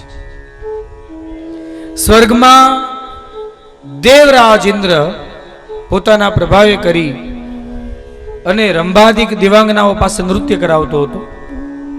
રંભાદિકે પણ ભગવાનના વેણુનાદને જ્યાં સાંભળ્યું ત્યાં રંભા સામ અને તાલ ચૂકવા માંડી, નૃત્ય ભૂલી ગઈ. વેદનું પારાયણ કરતા બ્રહ્મા વેદના પારાયણ કરતા કરતા ભગવાનના વેણુનાદને સાંભળે છે. બ્રહ્માજી વેદનું પારાયણ કરતા ભૂલ્યા છે. ભગવાનની જે વેણુ વાગી અને જો બ્રહ્મલોકમાં કૈલાસ લોકમાં એ બધા લોકોમાં જો આવી અસર થતી હોય તો પૃથ્વીલોક પર કેવી અસર થાય? પૃથ્વીલોક પર પણ અસર થઈ છે. અને ખાસ કરી વિશેષ કરી અને ગોપીઓ પર. કોઈ ગોપી છાણ લીપતી હતી, ભગવાનની વેણુ સાંભળી છાણ લીપતા લીપતા દોડી. કોઈ ગોપી શ્રૃંગાર કરતી હતી, હાથના કંકણ પગમાં પહેરી લીધા, ઝાંઝર ભૂલી ગઈ. કાનના કુંડળ નાકે પહેરી લીધા, નથડી ભૂલાઈ ગઈ. કોઈ ગોપી અંગરાગ લગાડતી હતી. અંગરાગ એટલે આજનો આપણે પાવડર જેને કહીએ તે, એ અંગરાગ લગાડતી હતી. અને ભગવાનની વેણુનો નાદ થયો તો અંગરાગનો ડબ્બો પડ્યો રહ્યો અને કંકુનો ડબ્બો ઉપાડ્યો. અને જે કંકુના ડબ્બામાંથી કંકુ ચોળ્યું અને ગોપીઓ દોડી છે. પતિઓની સેવા કરતા દોડી, પુત્રોને સ્તનપાન કરાવતા દોડી, સાસુની સેવા કરતા દોડી છે.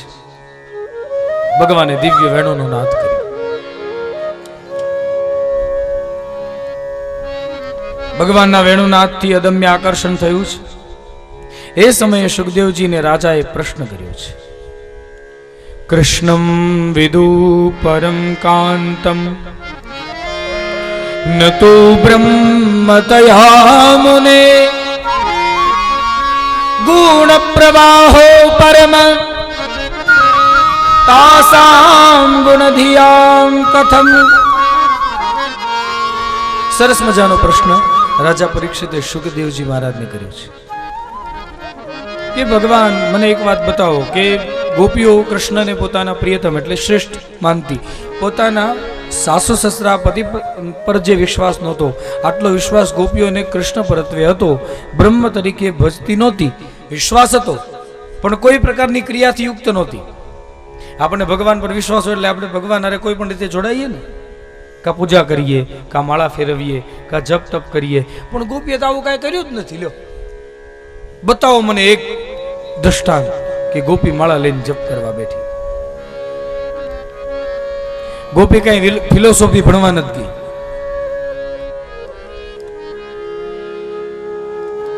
છતાંય એને ભગવાન મળ્યા છે. કેમ કે એનું મહત્વનું કારણ શું? મહત્વનું કારણ એક જ, જે હરિ કરશે એ મમ હિતનું એહ ભરોસો જાય. ભગવાન જે કરશે મારા હિતનું જ કરશે. એ ભરોસો ગોપીઓનો ગયો નહોતો. અને આપણા ભરોસા નીકળી જાય, આપણા ભરોસો તૂટવા માંડે. નૌકામાં બેન જતા હોય, નૌકા ડૂબું થાય ને, તે આપણે ભગવાનને યાદ કરીએ, હે કાળિકામાં આવો બચાવો, હે ચામુંડામાં આવો બચાવો. આપણે હોઈએ હરિદ્વાર, આપણે ગયા હોઈએ હરિદ્વાર, અમરનાથ ગયા હોઈએ, હરિદ્વાર ગયા હોઈએ, ગમે ત્યાં જઈએ, ત્યાંના સ્થાન દેવ આપણને યાદ ના આવે, પણ ચકમકિયા દાદા આપણને પેલા સાંભળી જાય. સાંભળે કે નહીં? ગમે તે ત્યાં હોઈએ હરિદ્વાર, પણ માનતા ચકમકિયા દાદાની જ લઈએ આપણે. જેને જીવન આપ્યું છે એના પર ભરોસો રાખતા શીખી જાઓ. ન જ્ઞાન, ન યોગ, ન તપ, કોઈ પણ વસ્તુને, કોઈ પણ પદાર્થને ધારણ નથી કર્યો. હરિર્હિ સાધ્યતે ભક્ત્યા પ્રમાણમ તત્ર ગોપિકા. પણ પોતાની વૃત્તિઓને એ અત્ર તત્ર સર્વત્ર ફરનારી એ પોતાની વૃત્તિઓને ગોપીઓએ ભગવાન કૃષ્ણમાં લગાડી દીધી. અને આપણી વૃત્તિ જ્યારે કૃષ્ણમાં લાગી જાય ત્યારે પછી આપણે કોઈ પ્રયત્ન કરવો નથી પડતો, પછી પ્રયત્ન ઈશ્વર કરે.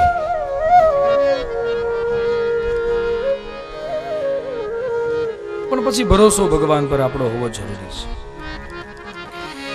તો ગુણથી હોય કે ગુણમની, જેની બુદ્ધિ હોય તે ગુણોથી પર અથવા ત્રિગુણાતીત કેમ બની જાય છે, એ મને કહો. ભગવાન કૃષ્ણ પરત્વે આકૃષ્ટ થયેલી ગોપીઓ ભગવાન કૃષ્ણના એ વેણુનાદના સ્વરે કરી અને પહોંચી છે. હવે હકીકતમાં ભગવાને વેણુ વગાડી ત્યારે હું ગોપીઓ જ જાગતી હતી, બીજા કોઈ જાગતા જ નહીં હોય. બધાય જાગતા હશે ને, પણ વેણુનો નાદ માત્ર ને માત્ર ગોપીઓને કેમ સંભળાયો? તો એનું મુખ્ય કારણ આપણે કહેવાય ને કે રાજકોટ આકાશવાણી કેન્દ્રમાંથી એ આકાશવાણીના તરંગો નીકળે ને, એ તરંગો એ જ કેચઅપ કરી શકે જેના રેડિયા ઓન હોય. જેના રેડિયા ઓન હોય એ જ કેચઅપ કરી શકે. બાકી જેના રેડિયા બંધ હોય એને તરંગો પકડાય, એ રેડિયોની ચેનલોને સાંભળી શકે ખરા? બસ ભક્તિના માર્ગમાં પણ એવું જ છે કે જ્યારે જ્યારે પ્રભુ આપણા પર કૃપા કરવા માટે તત્પર થાય, જ્યારે પ્રભુની આપણા પર કૃપા દ્રષ્ટિ થાય, ત્યારે પછી જગતની તમામ સમસ્યાઓનું સમાધાન ઈશ્વરના ચરણમાં જ મળશે. આવો આપણને વિશ્વાસ હોવો જોઈએ. અને એ ભરોસો ન જાય એટલે સમજવું કે ભગવાનનો સાક્ષાત્કાર. એ ભરોસો ન જાય એટલે યોગ્ય. યોગીની ભાષાએ વૃંદાવનને હૃદય કીધું છે, આત્માને જ કૃષ્ણ કીધા છે. ભીતરથી ઉઠતો અનાહત નાદ એને જ કૃષ્ણની વેણુ કીધી છે.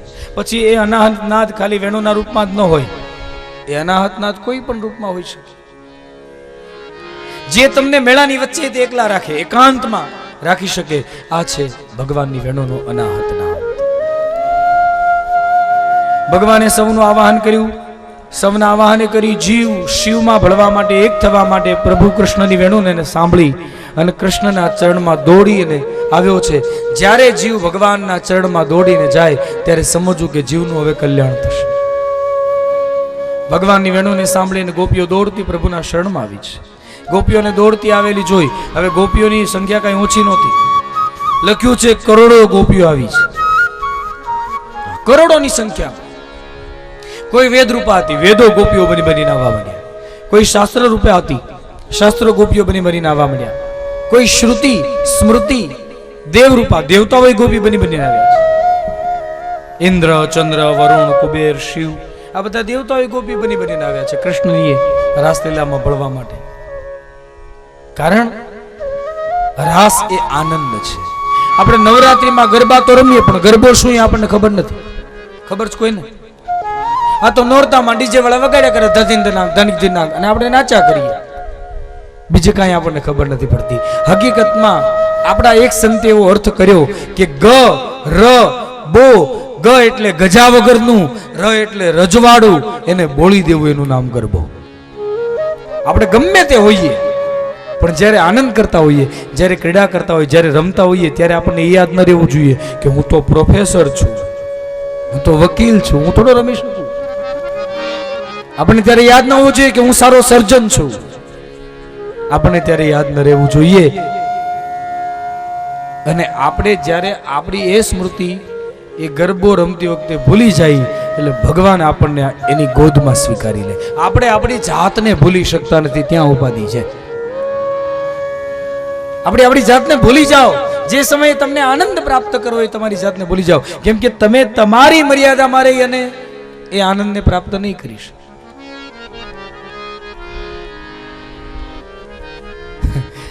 નાના છોકરાઓ બેઠા હોય ને, નાના છોકરાઓની સામે પ્રોફેસરને જો કહેવામાં આવે કે તમે આ છોકરાઓનો એક ક્લાસ લ્યો કે એક પીરિયડ લ્યો, તો પ્રોફેસર એ છોકરાઓનો પીરિયડ લેશે ને તો છોકરાઓ બગા હાથ ખાવાના.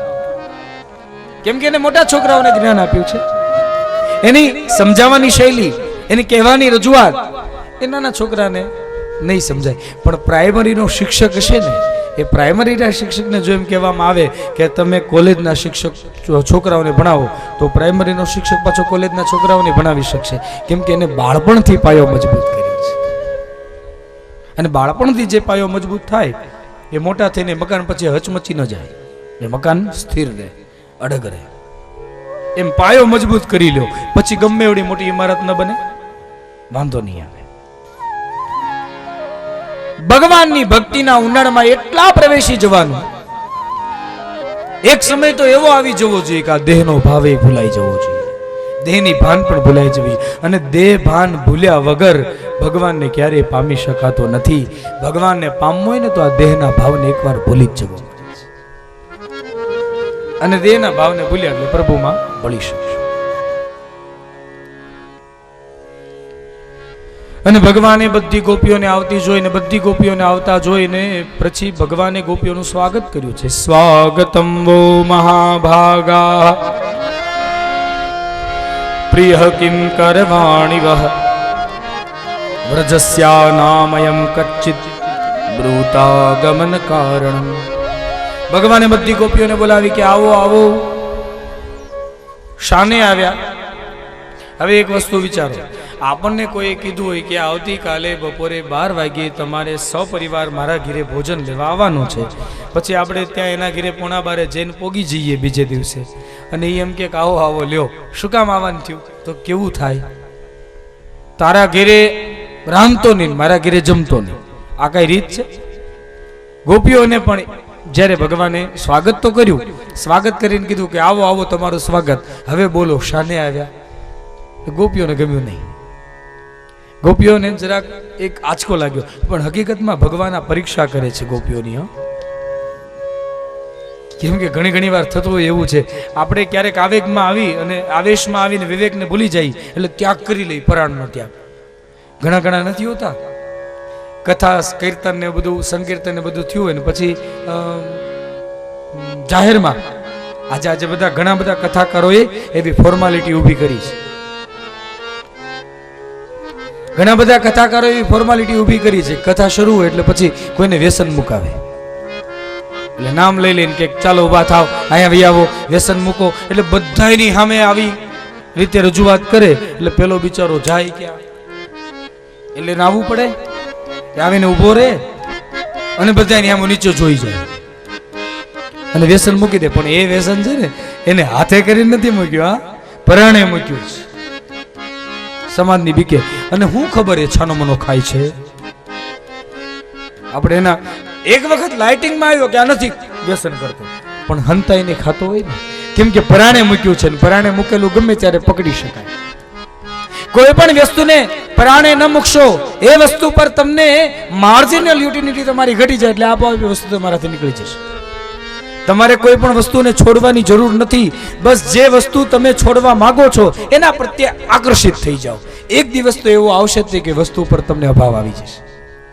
તમને મોહનથાળ બહુ ભાવતો હોય એટલે પીરસણિયા પીરસવા નીકળે એટલે તમે એને કહો ને 5-6 બટકા મૂકી દે ઘરે, એટલે બીજી વાર ઉપાધિ નહીં.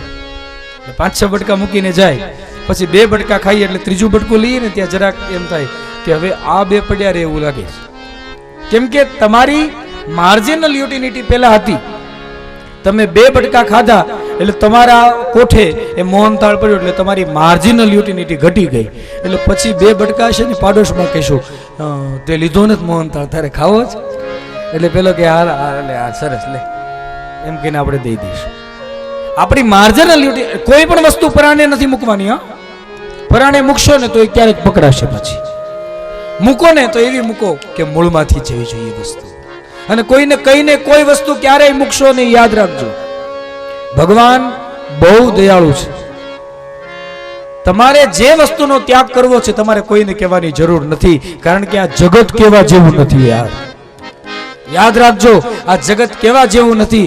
ભાવનગરના કવિ નાઝિર દેખૈયા લખે છે કે જે દિલમાં દયાને સ્થાન નથી ત્યાં વાત ન કર દિલ ખોલીને, આવા પાણી વિનાના સાગરની નાઝિરને કશી જરૂર નથી.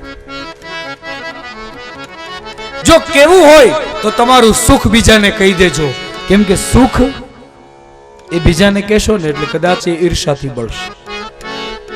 પણ તમારું દુઃખ છે ને ભાઈ, તમે કોઈને ન કહેશો. દુઃખ કેવા યોગ્ય કોઈ પાત્ર હોય ને તો આપણો નારાયણ છે, આપણો ભગવાન છે. ભગવાનની પાસે બેસીને રડી લેજો, બાકી દુઃખ કોઈને ન કહેશો.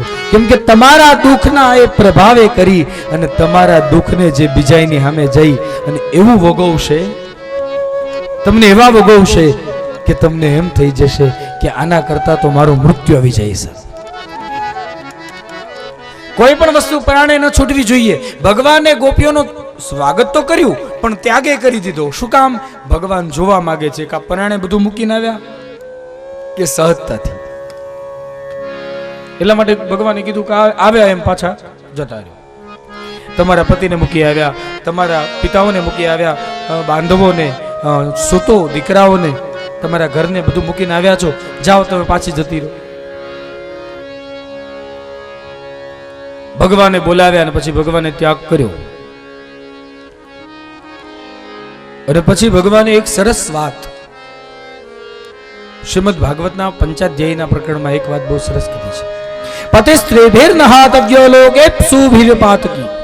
શું લખ્યું કે કોઈ પણ સ્ત્રીએ પોતાનો પતિ દુશીલ હોય, દુર્ભાગી હોય, જડ હોય, વૃદ્ધ હોય, રોગી હોય, નિર્ધન હોય, તોય તે પતિ એના માટે પરમેશ્વર છે, એનો પતિ જેના માટે ભગવાન છે, એને ક્યારે એનો અવગણના કે એનું અપમાન ન કરવું જોઈએ. ભગવાન કૃષ્ણ સ્વયં બોલ્યા છે, શાસ્ત્રના શબ્દો છે. એટલે ભગવાને કીધું જાઓ તમે ઘેરે પાછા. એટલે ગોપીઓ કે છે કે તમે બોલાવ્યા, અમે આવ્યા, અને હવે પૂછો છો કે શાને આવ્યા? આ કઈ ન્યાય છે? તો બોલાવા નહોતા તો અમે ઘરે સુખી જતા. પણ આપે કહેલું કે જ્યારે જ્યારે મારી વેણુનો નાદ સંભળાય ત્યારે આવી જજો. હવે તમે બોલાવ્યા, આવ્યા છીએ, હવે અમે ક્યાંય જવાના નથી. ભગવાને કહ્યું કે ના, જેમ આવ્યા એમ પાછા જતા રહ્યો. એટલે ગોપીઓને વળી પાછું થયું કે ભગવાન જે કહે છે ને મોઢેથી જ કહે છે, બાકીના હૃદયમાં કાંઈ નથી. હા, હૃદયથી તો આપણે આવ્યા એ ગમે જ છે, આપણે મુખેથી એ ત્યાગ કરે છે. અને પછી ગોપીઓનો ત્યાગ કર્યો અને પછી ભગવાને ગોપીઓને અનુમોદન આપવાનું કર્યું બંધ. અનુમોદન કર્યું બંધ અને ભગવાન પોતાના કાર્યમાં લાગ્યા. અને પછી ગોપીઓએ ભગવાન દ્વારા થયેલા ત્યાગને, કોઈ ગોપીએ પગના અંગૂઠાના નખ વડે જમીનને ખોતરવાનું શરૂ કર્યું, કોઈ ગોપીએ પોતાના બંને હાથને ભીસવાનું શરૂ કર્યું, કોઈ ગોપી આકાશમાં જોઈને ઊંડા નિશાસા નાખવાની શરૂઆત કરવા લાગી, કોઈ ઢીલી પોચી ગોપી હશે એ રડવા માંડી. આમ સૌ ગોપીઓને અંતરના એ ભાવો ભગવાનની સામે પ્રગટ થવા માંડ્યા. અને કોઈ પાછી બધી ગોપીઓ હરકી નહોતી, કોઈ ક્રોધિત હતી. એને કીધું કે તો બોલાવ્યા શું કામ, જો અત્યારે ત્યાગ કરવો તો? હવે બધું ત્યાગ કરીને હવે ક્યાંય જવા નથી. ભલે મરી જવું પડે તો અહીંયા જ મરી જશું, પણ હવે ક્યાંય જવું નથી. ભગવાને પણ ગોપીઓના હૃદયમાં અને મનમાં રહેલા ભાવને યથોગ્ય રીતે પૂર્ણ સ્વરૂપે જાણ્યો છે. અને ભગવાને જ્યારે ગોપીઓના ભાવને પૂર્ણ રીતે જાણ્યો ત્યારે ખરેખર હવે પ્રભુને સમજાયું કે ગોપીઓ સાચે જ આ બધી આસક્તિઓનો ત્યાગ કરીને આવી છે. ભગવાનના મંદિરમાં આસક્તિઓનો ત્યાગ કરીને જઈએ ને ત્યારે ભગવાન આપણા પર બહુ રાજી થાય. અને આસક્તિનો ત્યાગ કરીને આવેલી ગોપીઓને જાણી પ્રભુએ અને પછી હૃદયથી એક વિચારને પ્રગટ કર્યો અને પછી કહ્યું કે વ્રજાંગનાઓ તમે ખૂબ ભાગ્યશાળી છો. મેં તમારો ત્યાગ કર્યો છતાંય પણ તમે ત્યાગ થઈ જવા છતાં પણ તમે ભાગ્યા નથી. આનો અર્થ એ છે કે તમને મારી શુદ્ધ અને નિર્મળ ભક્તિની અનુભૂતિ થઈ છે, તમે મારી નિર્મળ અને શુદ્ધ ભક્તિને પ્રાપ્ત કરનારા બન્યા છો. એટલે હે ગોપીઓ, જે તમારી ઈચ્છા છે એ ઈચ્છાએ આવો રમીએ રાસ. હવે ભગવાને રાસ માટે ગોપીઓને આમંત્રિત કરી. ભગવાને ગોપીઓને રાસ માટે નિમંત્રણ આપ્યું છે. ગોપીઓ રાજી થઈ ગઈ. જે ગોપીઓ પગથા નખના અંગૂઠા દ્વારા ભૂમિ ખોતરતી હતી, એની આંખના આહુડા ક્યાં લૂછાઈ ગયા એની ખબર ન રહી. પાછી વળીને જતી હતી ગોપી દોડીને કૃષ્ણ ચરણમાં ક્યારે પાછી આવી ગઈ એનો ખ્યાલ ન રહ્યો. ભગવાને સૌને બોલાવ્યા, સૌ ગોપીઓ રાજી થઈ, આનંદિત થઈ. અને ત્યાર પછી લખ્યું છે શુકાચાર્ય મહારાજે કે ભગવાનની રાસલીલા શરૂ થઈ. એમાં 3 પ્રકારના મંડળો થયા. એ 3 પ્રકારના મંડળમાં વિવિધ મંડળો રચાયા. એક મંડળમાં જેટલી ગોપી તેટલા કૃષ્ણ, બીજા મંડળમાં 2 ગોપીઓની મધ્યમાં એક કૃષ્ણ, અને ત્રીજા મંડળમાં ફરતી બધી ગોપીઓ અને મધ્યે રાધા અને કૃષ્ણ. આમ દિવ્ય મંડળ રચાયું છે. હવે અહીંયા ભગવાનની રાસલીલાનું પ્રકરણ શ્રીમદ ભાગવતજીના 10મ સ્કંદના પ્રકરણમાં આવે છે.